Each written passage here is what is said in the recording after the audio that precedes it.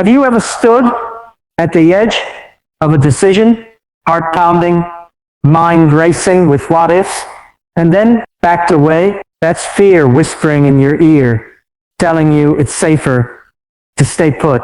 But what if I told you that fear isn't your enemy? It's a signal waiting to be decoded. Today, we're diving into why fear holds you back and the mindset hack that sets you free from fear. It's that silent force that creeps into every corner of our lives.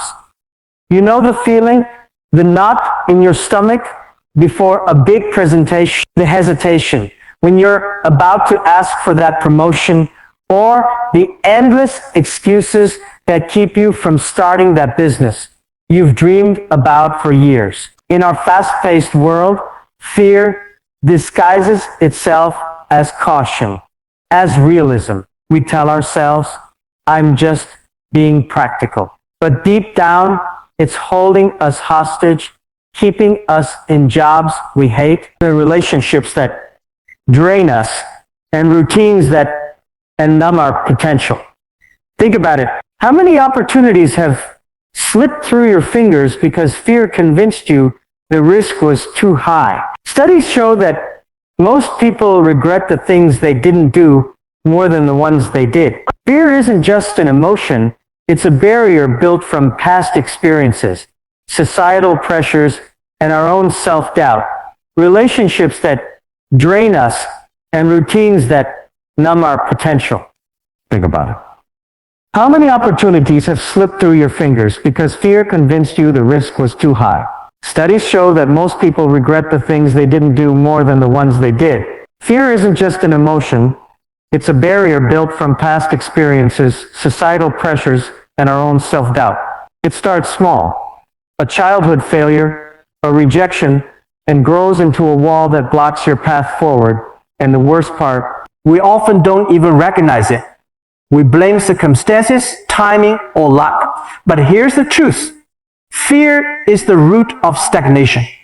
It keeps you playing small when you're meant for something greater. You might think, okay, so fear is the problem, I'll just push through it.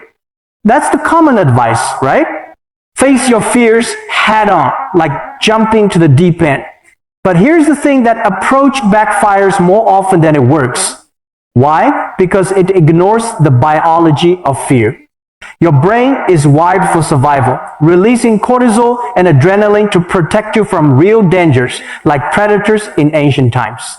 But in modern life, it misfires on imagined threats, like public speaking or failure. Forcing yourself forward without understanding, this just amplifies the anxiety, leading to burnout or avoidance. And there's a hidden trap. Society glorifies fearlessness. We idolize entrepreneurs who risk it all, or athletes who never back down. Yet, this creates a contradiction. If you're not fearless, you feel inadequate. But true leaders aren't without fear, they've mastered it. The real issue? Common thinking treats fear as something to eliminate when it's actually a tool. Ignore this, and you stay stuck in a cycle of hesitation and regret. Push too hard, and you crash. There's a better way, a mindset hack that reframes fear, turning it from a chain into a compass. Let's break this down into the core principles that will help you break free. First principle, recognize fear's true source. Fear isn't random. It's rooted in your stories, the narratives you've built about yourself. Explanation? Your mind creates fear to protect your ego from pain. It replays old wounds. Remember that time you failed? Don't try again. The reason this matters is that unexamined fear grows unchecked, paralyzing you. Take Sarah, a talented graphic designer I know. She spent years in a dead-end job because fear told her you're not good enough for freelance.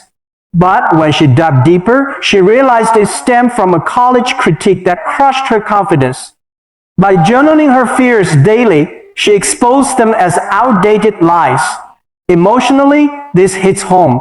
It's liberating to see fear not as truth, but as an outdated script you can rewrite.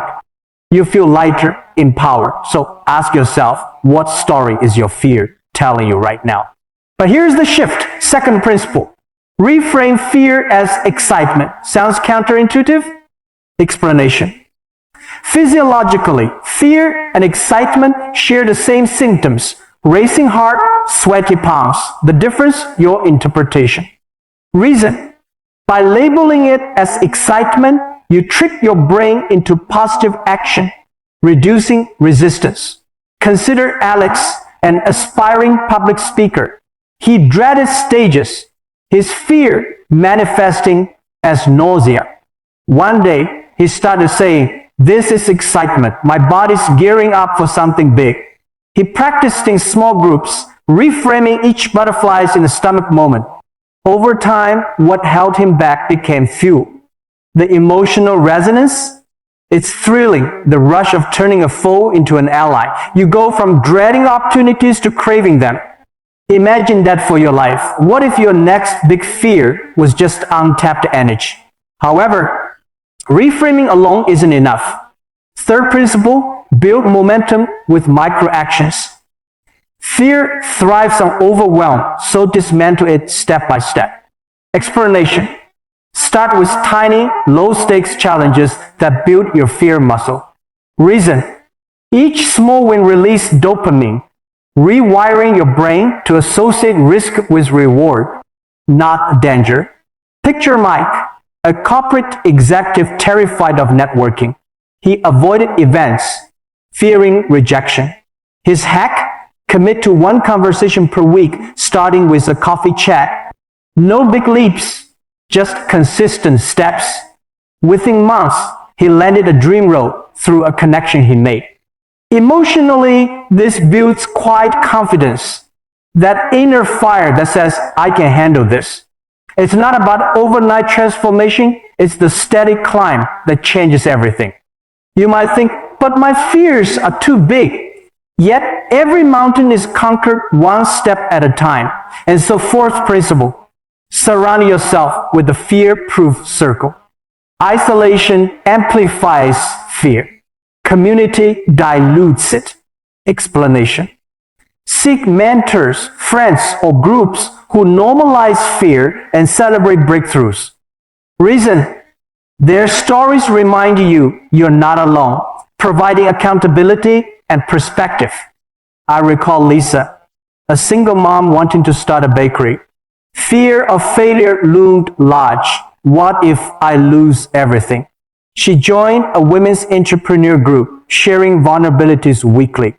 Hearing others' triumphs over similar fears gave her courage. She opened her shop, thriving despite setbacks. The emotional depths here, it's the warmth of connection. The relief of shared burdens turning into shared victories. Fear loses power when it's voiced aloud. Now, let's tie this together. How do you apply these principles to your own life? Start simple. This week, identify one fear holding you back. Write it down, trace its source like Sarah did. Then reframe it. Tell yourself, this is excitement, signaling growth. Take a micro action. If it's asking for a raise, practice with a friend first. And don't go it alone. Reach out to someone who's been there or join an online community. But here's the challenge. Act today, not tomorrow, not when you're ready. Fear will always find excuses. Commit to one step right now. Pause this video if you need to. Grab a pen and map it out. You deserve to break free. Imagine your life without that weight. More freedom, more joy, more you. In the end, fear doesn't define you. Your response does. So what will you choose today? Break the chain and step into your power.